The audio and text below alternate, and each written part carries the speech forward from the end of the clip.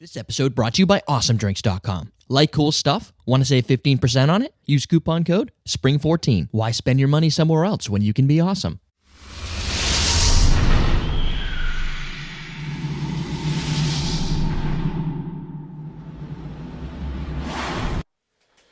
And welcome to Simply Made Cocktails. I'm your host, Eric Thoreau.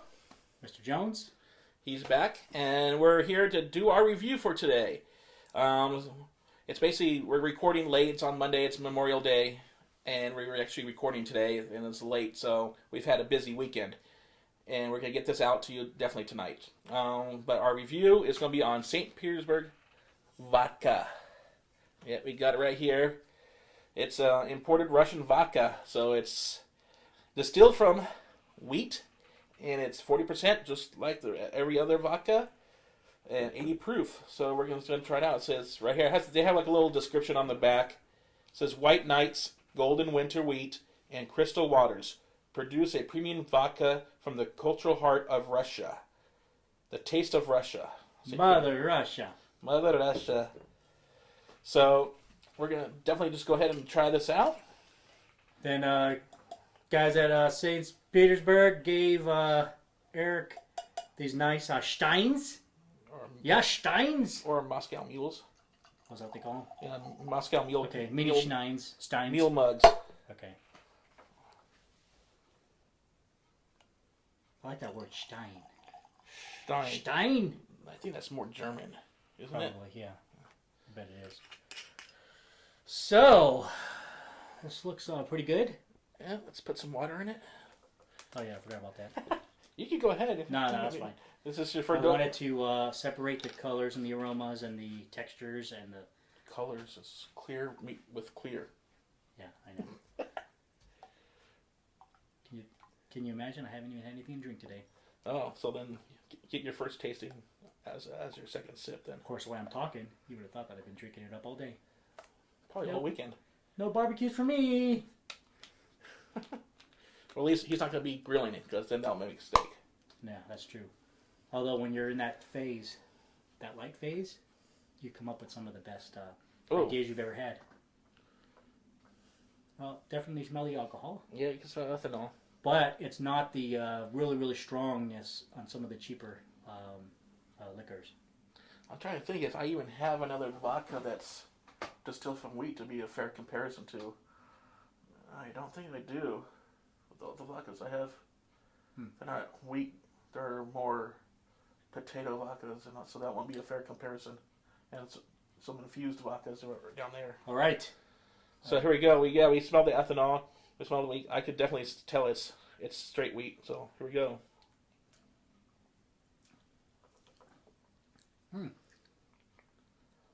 It has a little bit of bite. Yeah. For the first taste, yeah. Yeah. But definitely sippable. Not bad. And you know, it's not that really, really, really strong flavor to where you're going to have to worry about if you're going to mix it with various drinks. You're not going to have to worry about it overpowering with the taste of the vodka. It's really smooth. I mean, it has like an equal level of smoothness going down. And from my personal experience of doing just a straight single distilled product, I've done a triple distilled product in the past. If you check that, I did the Tahoe Blue Vodka, which is triple distilled with wheat and then grape, 25% of each, and then the 50% sugar cane. So this is just straight 100% wheat. And usually, if you get something just pure of a grain type of vodka, you usually just get a lot of ethanol burn and pure burn on that. Mm-hmm. This does have some burn, and if you're a little sensitive, that may get you. It may not. It's all on the personal tolerance on that. I do see this as a pretty decent sipping cocktail if you put it over ice. I don't know about having it neat. If you understand what neat is, neat means basically just straight out of the bottle into a glass and you sip it. But overall, I see the complexity of the flavoring and the smoothness to fit well with cocktails. Yes, definitely. And as you'll see later on Wednesday, we do have a cocktail for this already. We're going to be doing it. We're going to feature it. Wait. So yeah, this is definitely a great vodka. And as you see, we also got the St. Petersburg Moscow mules. Label. This is the latest trend in cupware. As you can see, it's still new because I got some of that Moscow packing. Mule. I like that. So the mule mugs here. So does this mean that these you would have them hanging along when the mule is carrying all the stuff? They would just be hanging on the saddle. I believe that's where it comes from. Yeah, oh, okay. And that makes sense. Pretty good. You could put they basically just put their vodka in here, and they would drink it up. Mother Russia, yeah. All right, yeah, that feels good. If that was all that right, in my laugh, like a vampire. Yeah, Count Russia. Count Russian vodka. Okay, but yeah, not bad. Definitely not bad. I actually like vodka. Some of the ones that are a little more inexpensive and cheaper, you kind of get what you pay for, right? Yeah. So the problem with the other ones is it literally tastes like rubbing alcohol, to where you can just pour it on, your wound. Yeah. And you can clean your wound out. And yeah, it's alcohol, so you think it's going to clean things out and disinfect everything. So this one actually is as good because you can actually. There is a hint of some kind of flavoring. It's almost like they don't want to say, oh, we've put a minute, like fruit flavor of some kind that you could barely get some kind of fruity something out of it. I can't distinguish it. It's so slight, but I could get it to where it softens the blow of the alcohol. I think that's what it does. It makes it a little bit more tolerant. Yes. Now, as of last week, you probably heard in the tequila tasting, so we just got done doing last week's. He's not really particular to tequila, as I am more particular to tequila. So this week, he's more of a vodka drinker than I am. For me, vodka, if I were to drink vodka straight, I probably would not even think to do it. I would personally just think of taking vodka and using it as a ingredient in a cocktail of some type. But see, at the same time, for me, because the way I feel about vodka, because the way I feel about tequila, I would put it in a drink. Yeah. Put it, with like a Bloody Mary or a Michelada or something, some kind of Spanish or Hispanic drink. But that's good. That's really good.